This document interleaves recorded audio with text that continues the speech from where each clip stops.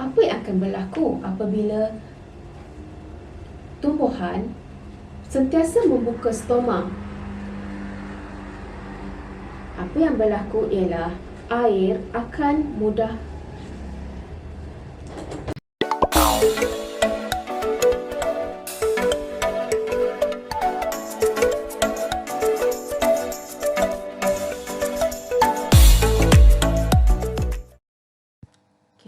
Assalamualaikum warahmatullahi wabarakatuh.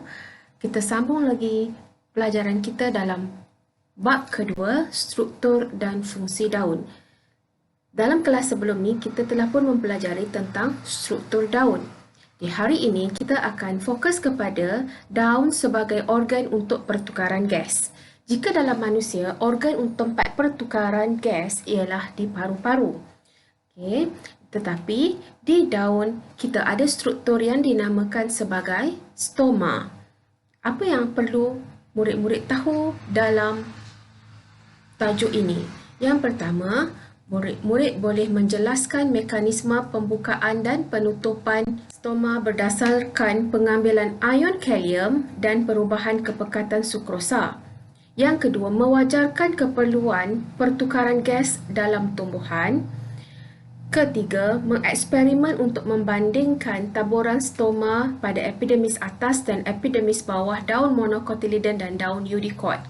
Dan yang keempat, meramalkan kesan kekurangan air dalam tumbuhan terhadap pembukaan dan penutupan stoma. Adakah kita sudah bersedia untuk pembelajaran kali ini? Ayo kita teruskan.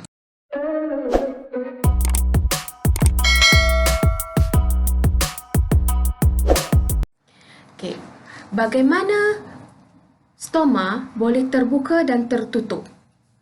Sebenarnya, stoma ini boleh terbuka dan tertutup bergantung kepada dua keadaan.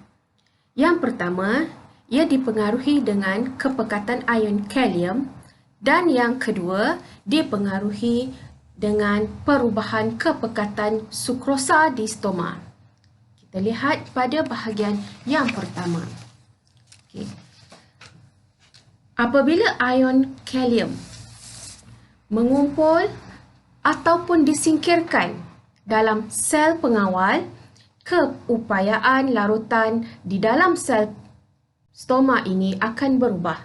Okey, dan hal ini akan menyebabkan keupayaan air di dalam sel-sel pengawal akan meningkat atau menurun. Jadi, air akan meresap keluar atau ke dalam sel secara osmosis. Keadaan ini menentukan sama ada sel-sel pengawal menjadi segah atau flasid. Bagaimana pula sukrosa di dalam subsel dan di dalam sel subsel pengawal mempengaruhi pembukaan dan penutupan stoma? Okay, begini, pada waktu siang atau dengan kehadiran cahaya, fotosintesis akan berlaku. Jadi, sukrosa iaitu gula yang terlarut akan dihasilkan. Seterusnya pada waktu malam, semasa ketiadaan cahaya pula, gula yang terdapat dalam sel pengawal akan ditukarkan kepada kanjing. Itu keadaan asalnya. Kita teruskan lagi dengan melihat bagaimana ketika pembukaan stoma berlaku. Okey.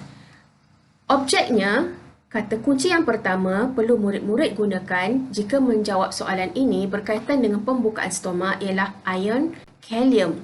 Apa yang berlaku kepada ion kalium?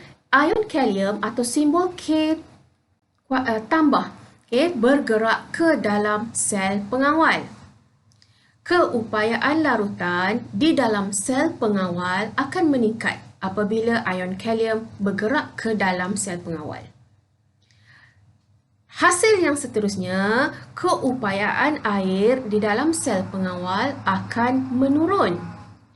Jadi, molekul-molekul air dari sel-sel epidermis akan meresap masuk ke dalam sel pengawal secara osmosis.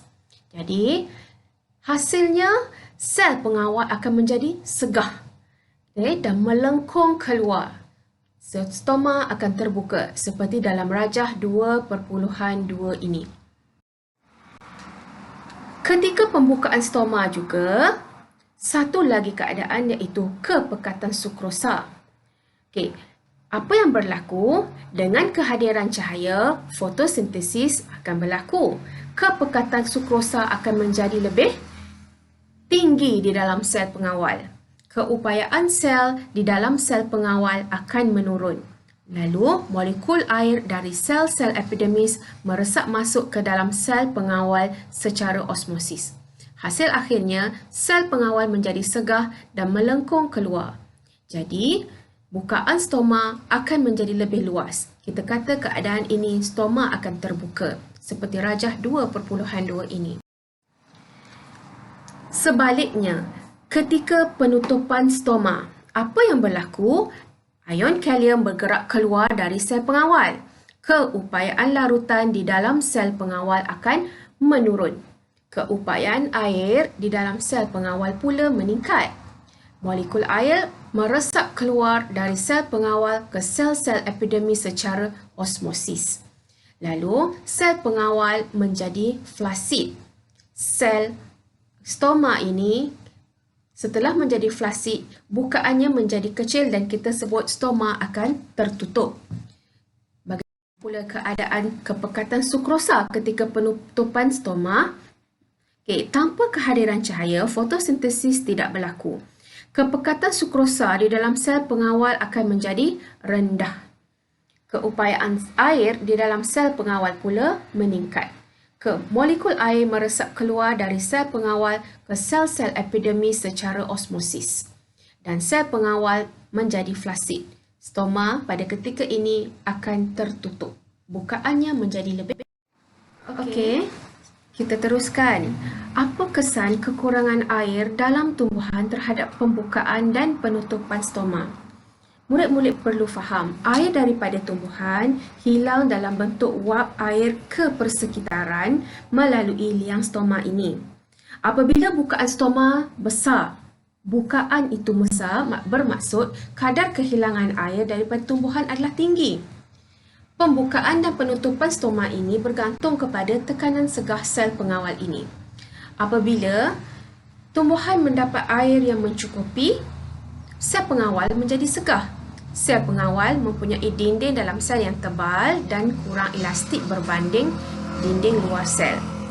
Dan sifat dinding luar sel yang nipis dan lebih elastik akan menyebabkan sel pengawal melengkung keluar dan stoma terbuka.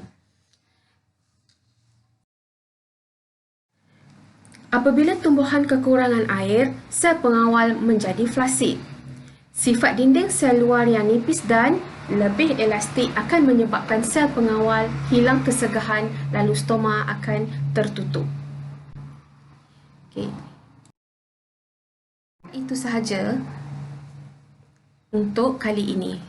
Okey, berdasarkan untuk menambah pemahaman, murid-murid dikehendaki membuat latihan praktis formatif 2.2 dari teks.